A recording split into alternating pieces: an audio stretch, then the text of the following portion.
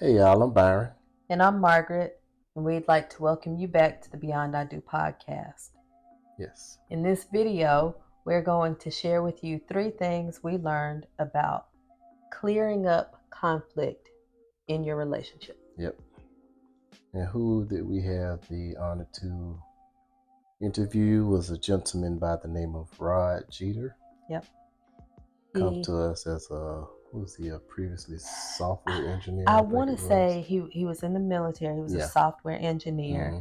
And you're getting ahead though. Okay, all right. You're getting ahead. Okay. So he came to us via we connected online, but he has a phenomenal TED Talk, and we will make sure and link to that. Yes. Where he talks he talks about being angry in your relationship. Yeah, YBAngry. Yep. And so he has created this game called YBAngry, and the game is played. You pick an issue that you have in your relationship, and then the couple plays the game, and you win when you solve the issue. Yep. So 3 things that we learned from Rod were: number 1, you can solve big problems by breaking it into smaller steps. So the game itself, there's a little booklet, and you're going to insert the image of that. And we'll also make sure that we put a link to his site. And you have cards. And so you start with your conflict or your problem. And you and your partner will break that conflict down into these smaller steps, these smaller pieces. And then from there, you address each of those smaller things.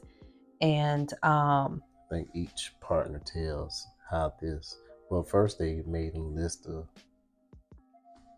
Okay. You're getting ahead. Yeah. Okay. You're getting ahead. So break it down in small steps. So step 2. Now, step 2 is what? You list the issues from greater of importance to the least of the greatest. So each partner lists them individually. So what may be a 1 to you might be a 3 to me. Right.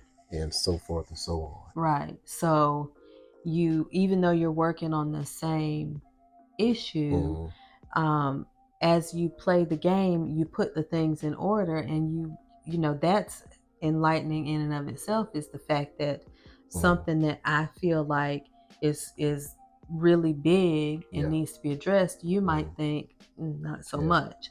And so the perspective on those things comes into play and makes a difference. And then number 3, sometimes writing is a better way to communicate than talking. And on the episode, and he actually came on location to our home. He came to our home. And he filmed, and he did a demo with our niece and nephew. And so we got to see him with a couple in person. But on his YouTube channel, he has tons of couples who are playing the game. And it's writing.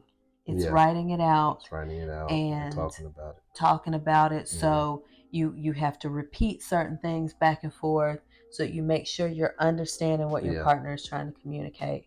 And a large piece of that is the writing component. Yep, the writing, exactly. And our bonus goes back to what you were saying at the beginning.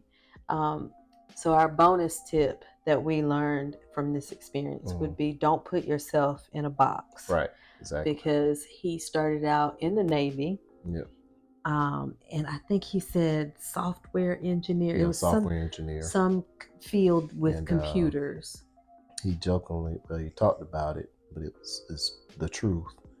He said something about him and his wife getting to the point they had been married for 10 years, and Dad went to the counseling and got kicked out of counseling because he said he wasn't participating properly. The experience led him to create this game, and so it's completely outside of the realm of what he did professionally. Yes. And so, like I said, from that we took, you can't put yourself in a box. Exactly. And I think that we are also examples of that. Yep, can't put yourself in the box. Nope. Can't box us in, y'all. Nope. We You bust gotta get out the box. Get out the box. All right. All right. Well, until next time, we will holler at y'all.